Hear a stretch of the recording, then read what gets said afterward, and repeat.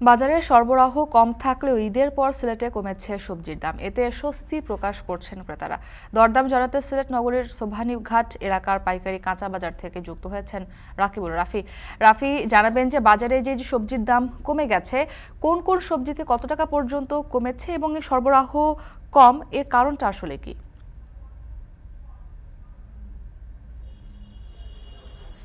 মুক্তি এখনকার যে পরিস্থিতি আপনি দেখছেন যে সকালে ভোররাত থেকে কিন্তু মোটামুটি বৃষ্টিপাত হয়েছে সিলেটে, এবং আবহাওয়ার অধিদপ্তর যে বলেছে যে গত 3 দিন কিন্তু সিলেটে মোটামুটি একটা বৃষ্টিপাত হবে অন্যান্য জেলার সাথে সাথে, এবং এখানে জনজীবনে বৃষ্টিপাতের প্রভাব পড়লেও কিন্তু সবজি বাজারে কোনো রকম প্রভাব পড়েনি।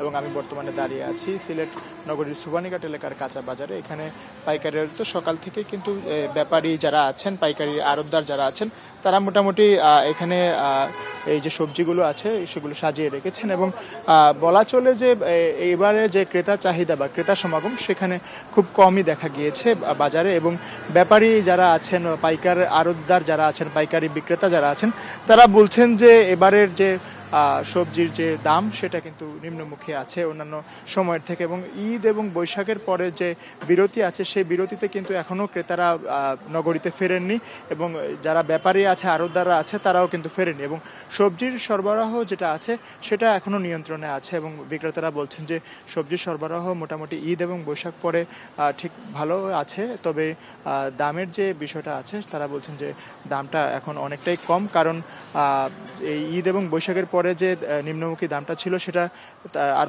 কোনো রকম পরিবর্তন হয়নি, এবং দেখা গিয়েছে যে পাইকার কম থাকায় সবজি যেটা মজুদ আছে সেটা কিন্তু যদি মজুদ রাখেন বিক্রেতারা সেটা নষ্ট হয়ে যায়, যার কারণে খুব কম দামে বিক্রি করতে হচ্ছে তাদের। এবং এখানে বাজারে সকালে এসে দেখেছি যে টমেটোর দাম কিছুটা বাড়তি আছে, টমেটো যেটা ছিল 20 টাকা সেটা 5 টাকা বেড়ে এখন পর্যন্ত 25 টাকা বা অনেকে 30 টাকা করে বিক্রি করছেন। ঝিঙ্গা যেটা আছে সেটা 38 টাকায় বিক্রি হচ্ছে, যেটা ঠিক সপ্তাহখানেক আগে 33 টাকায় বিক্রি হচ্ছিল, এবং করলা যেটা আছে সেটা খুব বাড়তি বিক্রি হচ্ছে 30 টাকায়, যেটা বিক্রি হচ্ছিল 22 থেকে 23 টাকা সপ্তাহখানেক ব্যবধান আগে।